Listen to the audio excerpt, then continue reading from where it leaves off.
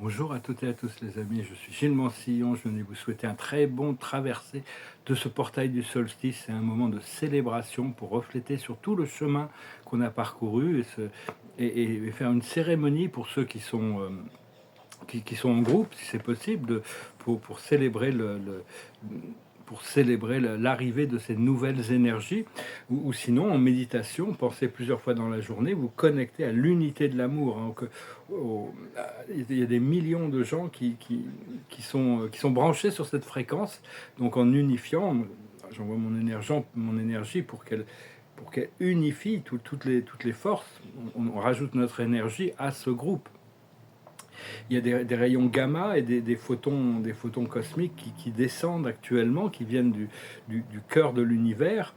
C'est une sorte de pulse qui descend, hein. Ça vient du grand soleil central, ça vient du centre de notre galaxie, ça vient du soleil central de notre univers, Alcyone, et ça passe à travers notre soleil qui le reçoit et qui nous l'envoie. Vous pensez que ça rentre à travers votre couronne et que ça descend dans votre cœur. Après ça, vous pouvez l'ancrer à l'intérieur du cœur de la Terre et le faire remonter, le renvoyer au soleil, au soleil central de notre univers,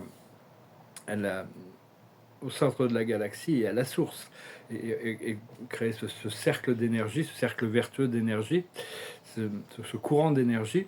Ce que l'on cherche, c'est vraiment activer le Christ intérieur, parce qu'en activant le Christ intérieur, ça nous donne accès au royaume de Dieu à l'intérieur de nous, hein. Il a déjà pavé le chemin pour pouvoir nous permettre de faire ça. Bon, le Christ, c'est plus qu'un individuel, c'est l'énergie de l'enseignant, c'est l'énergie de l'amour inconditionnel, du pardon inconditionnel, mais c'est aussi Sananda, sous le nom de Sananda, c'est l'amiral en chef de toutes les légions célestes et galactiques. Et donc, je vous remercie d'aimer, de partager, de commenter, de souscrire. Je vous remercie pour vos dons également. Et donc, il faut comprendre que bon, le monde physique, le monde matériel, c'est un monde absolument merveilleux qui est rempli de beauté. Mais ça n'est qu'un bref écho de la réalité du monde de l'énergie qui soutient la forme physique, hein. Et on ne peut pas vraiment que... J'avais pris quelques notes. Je veux dire que en réalité, il faut faire attention, il faut voir comment on se nourrit. Comment on se nourrit physiquement, hein.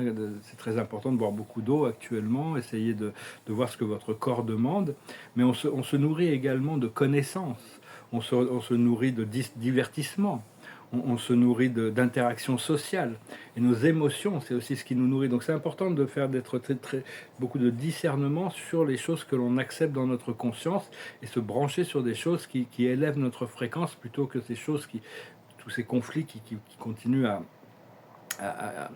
traverser les ondes, disons. Enfin, c'est des ondes inférieures, hein. Donc, acceptez que vous êtes l'énergie de la source, vous êtes l'énergie d'une source infinie, hein, des enfants de Dieu. Rien de plus, rien de moins. Et comprendre que notre âme est notre seule identité, notre identité divine. Il n'y a que Dieu. Dieu est notre seule véritable identité. C'est pas facile de se programmer, ça prend du temps pour arriver à accepter ces choses-là, hein, comprendre que le corps, c'est juste un manteau, c'est comme un vêtement que l'on porte seulement pour un temps, et la personnalité de l'ego, c'est juste un masque que l'on porte, hein. Et donc, comprendre qu'il n'y a pas de supérieur ou d'inférieur en réalité. Il n'y a pas de supérieur, il n'y a pas d'inférieur, mais il n'y a pas d'ego non plus, on est tous égaux en droit. On a tous les mêmes droits souverains, mais on peut pas être égal, parce qu'on est tous uniques. On a des voix qui sont uniques, on a une histoire de notre âme qui est unique. On a des empreintes astrologiques qui nous rendent uniques. On a un contexte social, culturel, où on est né, une fonction dans la société. Et toutes ces choses-là nous rendent absolument... toutes ces choses-là font partie de la voie spirituelle. Et donc, il faut comprendre qu'il faut respecter tous ceux qui ont plus de... Même si on est tous, il n'y a pas de supérieur ou d'inférieur, il y en a qui sont supérieurs dans leur niveau de conscience. Il faut respecter la connaissance de ceux qui sont au-dessus et respecter l'ignorance de ceux qui sont en dessous. Et comprendre que l'âge physique ne veut pas vraiment dire grand-chose au niveau de l'évolution de l'âme, parce que toutes les âmes en sont à des différents niveaux d'évolution. C'est juste que les gens qui sont plus jeunes sont arrivés plus tard, c'est tout, hein. Mais c'est vraiment l'intelligence émotionnelle qui montre le niveau de l'âme, d'évolution de l'âme, beaucoup plus que d'être malin ou d'être intelligent intellectuellement. Comprendre aussi que tous les talents sont des origines, sont mérités. Les gens qui arrivent et qui ont beaucoup de talent, c'est parce ils ont travaillé dans des vies passées. Et là, il y a toutes sortes on est en train de récupérer toutes sortes d'informations qui viennent de vies passées ou de notre descendance spirituelle. C'est parce que, bon, bah, après ça, parce que le Christ, par exemple, Jésus, quand il est venu ici, il n'avait pas une grande histoire de son âme, mais son origine spirituelle était très élevée, donc il est devenu une sorte de modèle de conscience. On pouvait toujours remplacer notre esprit mental par celui du Christ. Et ça peut, si notre esprit mental ne fonctionne pas. Ou voir l'exemple comme Mozart, par exemple. Lui c'était une âme arcturienne. Très jeune, il a réussi, à 8 ans, il créait des concertos. Donc enfin, c'est des choses qu'il avait acquis dans des vies passées. Oui, enfin, il y en a d'autres. Hein. Tous les maîtres ascensionnés ont eu de nombreuses vies sur cette planète, hein, pour arriver à leur ascension. Et...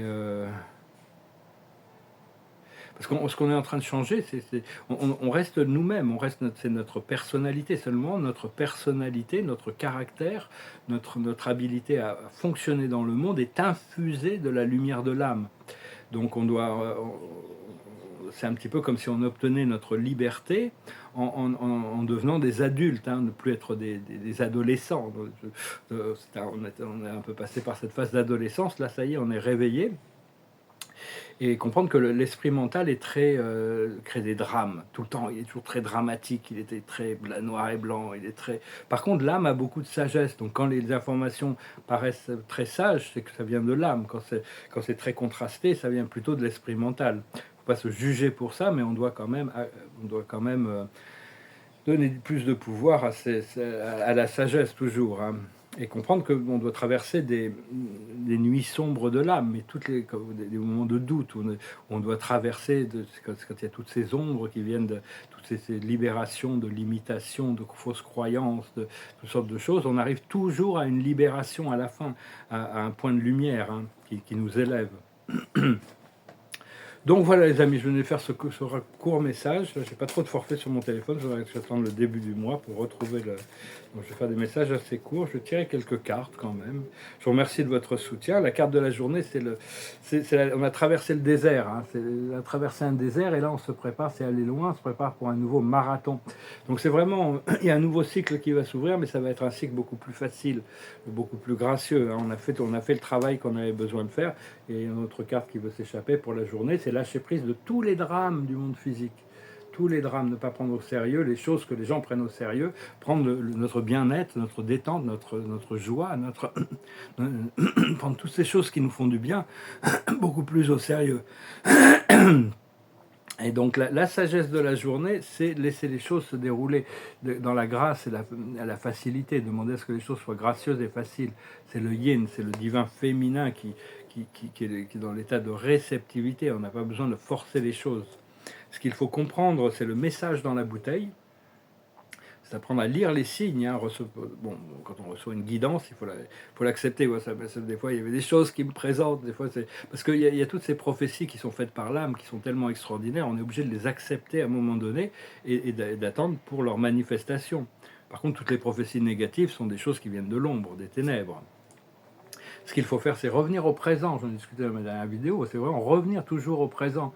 Ici, maintenant, accepter les conditions du présent et lâcher prise dans la confiance, la foi.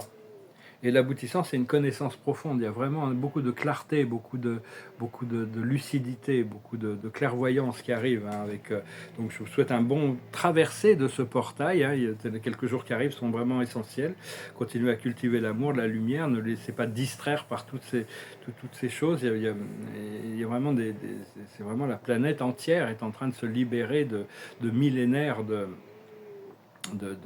conditionnement, hein. Donc il faut être patient, il faut être prudent, mais il faut aussi avoir le courage, il ne faut pas avoir peur, il faut se lancer, il faut se jeter à l'eau, hein, quand même quand il faut.